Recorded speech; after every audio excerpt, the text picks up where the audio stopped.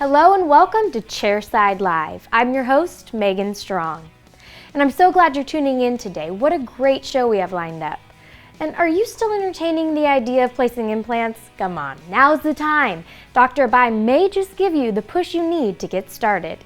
He's beginning with the basics and showing us another straightforward implant case. This basic implant case is on tooth number 30. Dr. Abai is taking us through his protocol for placing the implant and demonstrating how important case selection is when you decide to start placing implants. We hope to provide the clinical education to encourage you to jump into this exciting and rewarding aspect of dentistry. Get ready because it all starts now.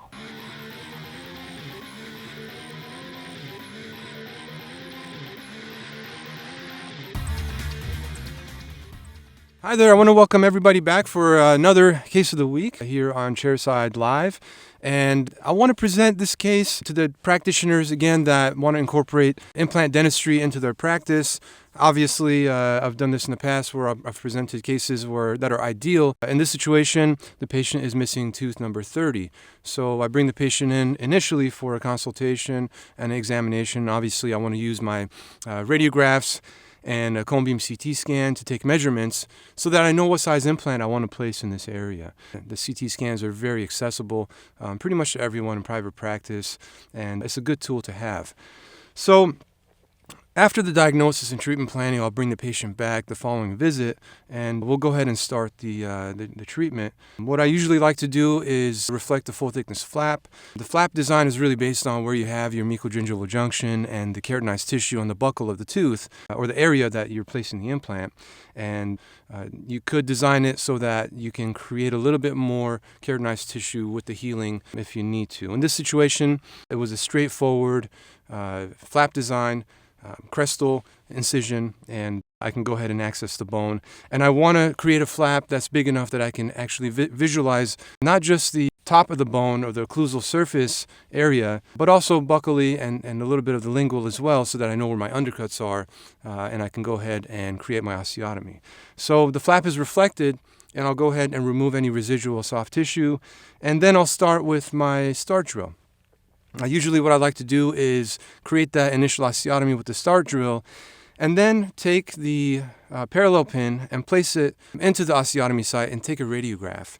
This will kind of help me gauge the direction of this implant and whether I'm going in the right direction or not. Both visually, I can look at it and say, this parallel pin is coming out exactly where I want my screw access hole if I'm placing a screw retain final restoration.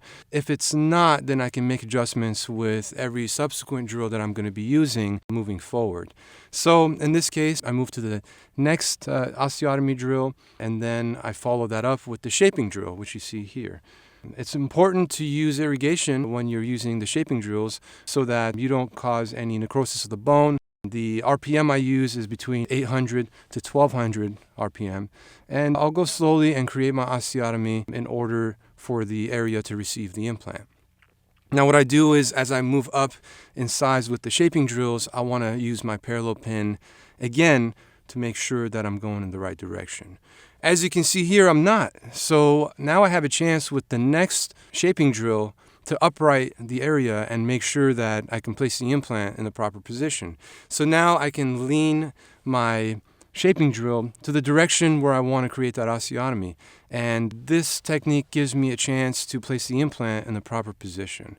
So once I'm confident that I've created the osteotomy and it's in the right direction, then I can move forward and place my implant. So there you have a view of where the osteotomy is, and I'll go ahead and load the implant with the implant driver onto the torque wrench, and I'll place that directly into the osteotomy site, and I'll start to thread the implant into the bone. So very straightforward procedure. You can also do this with the handpiece, and the handpiece has to be turned down to 25 to 35 RPM so that you're placing the implant slowly. And I feel confident with the torque wrench in this situation, and that's what I used. And this implant is a bone level implant, so it's designed to be placed at the level of the bone. Sometimes on the lingual, the bone level might be a little bit higher than the buccal, and that'll show on the radiograph. I elected to do a one-stage procedure where I want to use a healing abutment and not a cover screw. So a healing abutment goes through the tissue heals around it, and you don't have to come back and uncover the implant. And once the cover screw is on there, I'll go ahead and place a couple of interrupted sutures. In this situation, I used, again, a chromic suture. And as you can see here, interproximally, I had plenty of space to have the implant in the proper position.